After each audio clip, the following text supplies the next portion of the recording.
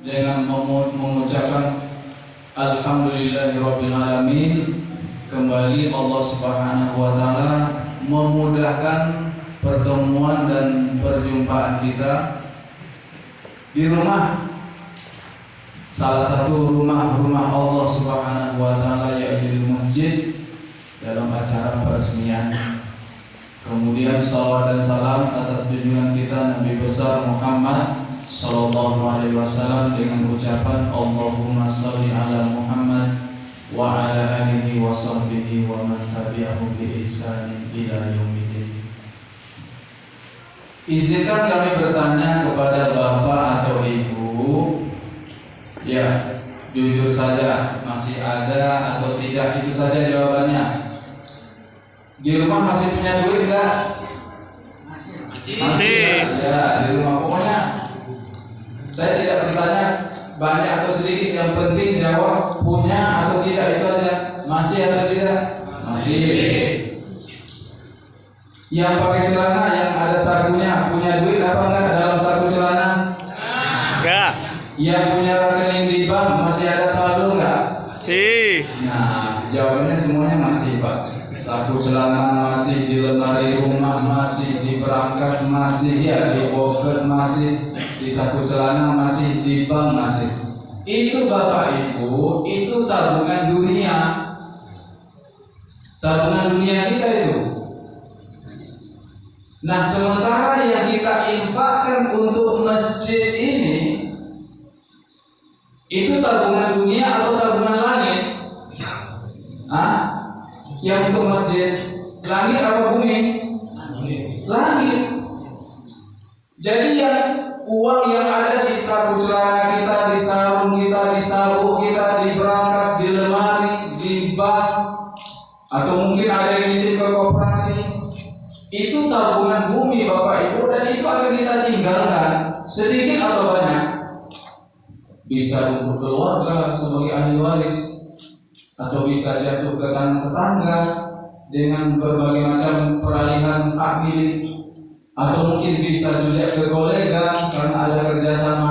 Hilang yang namanya tabungan bumi, hilang. Jangan harap kita bawa ke kuburan, enggak. Walaupun sama-sama di bumi, kita dikubur di bumi, uang kita di bumi, tidak akan pernah bersatu. Nah, justru Bapak Ibu rahimakumullah, tabungan langit itulah yang akan membela, yang akan membantu, yang akan memperjuangkan keselamatan kita di akhirat nanti, ya selalu yang di langit. Tabungan langit, bahasa lain dari tabungan akhirat. Maka masjid yang kita keluarkan dana kita itu Bapak Ibu, itulah harta yang abadi. Adapun harta yang bukan harta langit, harta yang bukan harta akhirat, musnah,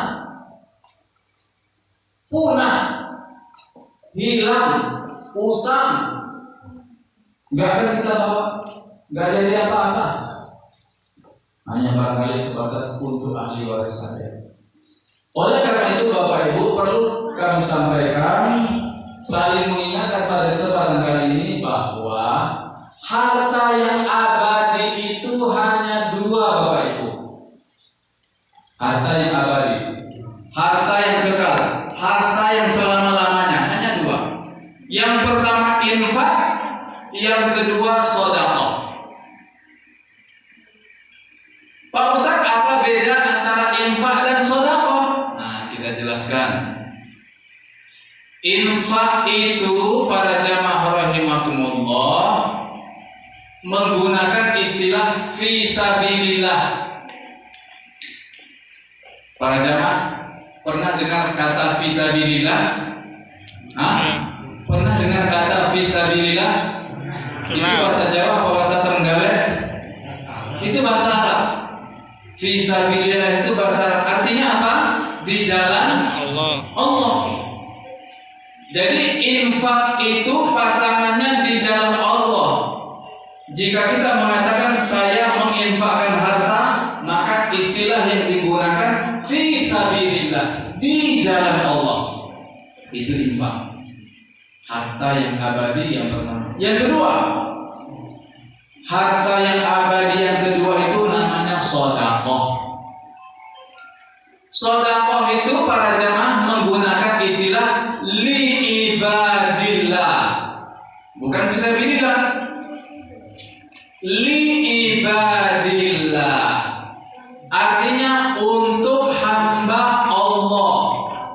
Artinya untuk Bani Adam, untuk manusia. Jadi harta yang dengan harta itu kita meringankan beban orang lain, kita meringankan beban fakir miskin, membantu anak yatim, membantu orang yang berhutang, namanya sedekah. Itu bedanya. Makanya digunakan istilah fi sabilillah li ibadillah. Itu untuk sedekah. Hanya itu yang abadi Bapak Ibu rahimakumullah. Selain itu tidak ada abadi. Begitu itu Pak, mohon maaf tidak boleh. Tidak boleh. Nah, makanya tadi dari awal sudah kita sampaikan bahwa fi sabilillah itu infak. Makanya istilahnya Pak punya pasangan masing-masing Pak, ada jodohnya masing-masing. Fisabilillah itu jodohnya ke infak. Sedangkan li ibadillah untuk hamba Allah itu pasangannya zakat dan sedekah. Maka mohon maaf para jamaah rahimahullah, zakat fitrah apapun bentuknya yang namanya zakat, zakat fitrah, zakat mal, zakat ternak, zakat perdagangan, itu tidak boleh melekat di gedung Pak. Tidak boleh melekat di fisik, tidak boleh melekat di pembangunan. Dia murni untuk keturunan Adam, untuk manusia, untuk hamba Allah, untuk Bani Adam. Tidak boleh untuk keselain manusia.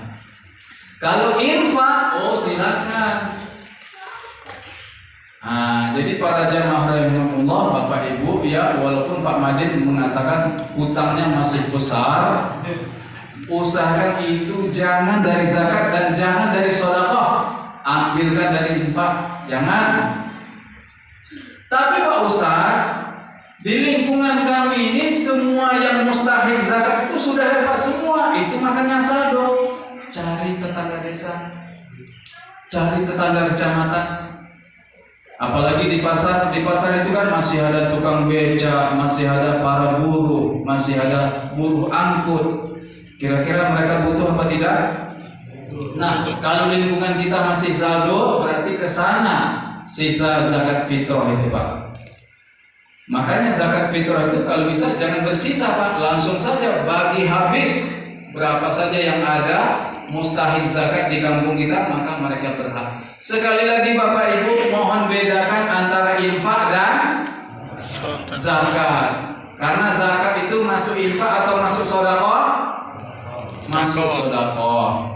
Saudara-saudara kita di Lumajang, di Gunung Semeru, kita kirim ke sana untuk meringankan beban mereka. Ya kirim beras, mie instan, minyak goreng. Itu namanya infak atau sedekah? Sedekah.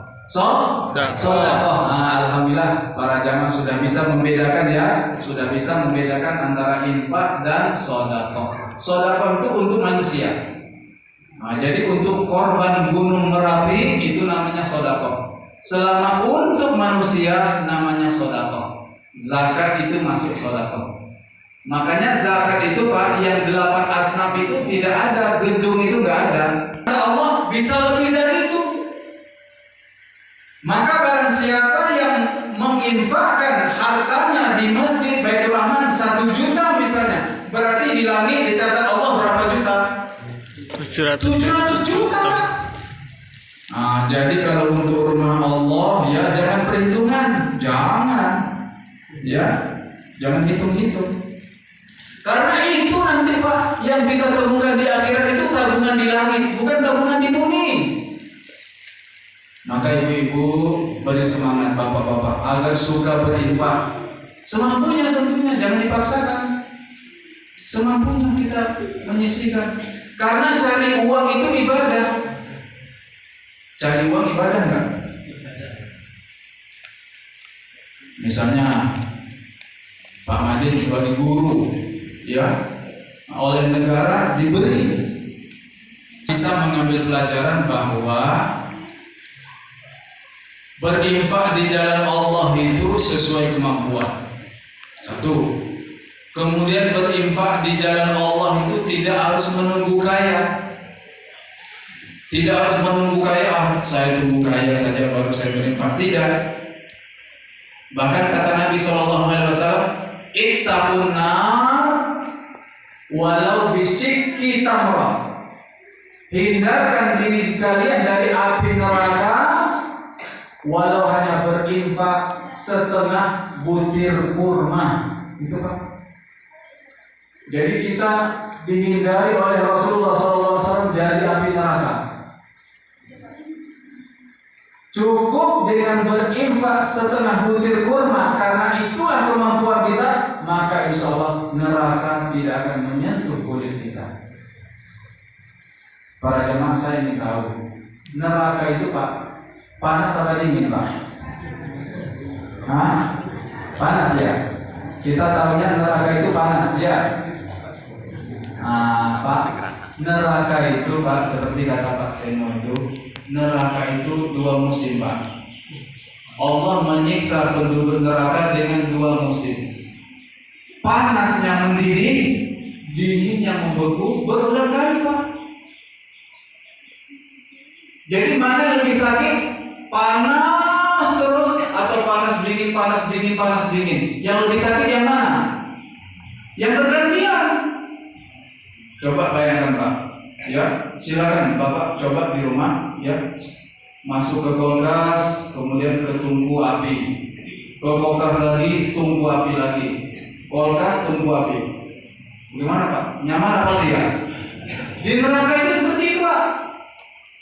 Di neraka itu ada dua cara Allah menyiksa manusia. Panasnya mendidih, dinginnya mencakar. Karena kata Allah kalau di surga itu tidak ada matahari dan tidak ada gelombang salju, maka kata Allah, la yarawna fiha syamsan wala zamharira. Orang-orang penghuni surga itu mereka tidak melihat matahari karena matahari sumber panas. Dan juga mereka tidak akan melihat zamharira. Zamharira artinya gelombang dingin, salju. Jika di surga tidak ada matahari, tidak ada salju, kebalikannya Pak, di neraka dua-duanya ada. Sumber panas ada, sumber dingin ada. Coba Bapak-bapak yang merokok saya tunjuk tangan. Apa hampir semua merokok? Merokok itu haram apa makro? Makro, ya. Makro itu artinya dibenci loh Pak. Ya, makro aja dibenci. Coba aja Pak, ya, merokok apa namanya, ujungnya itu di lidah, kemudian makan es batu. Puntung es batu, puntung es batu. Gimana Pak rasanya? Hah? Ya, puntung es batu, puntung es batu, puntung es batu. Di neraka Pak seperti itu gambarannya Pak.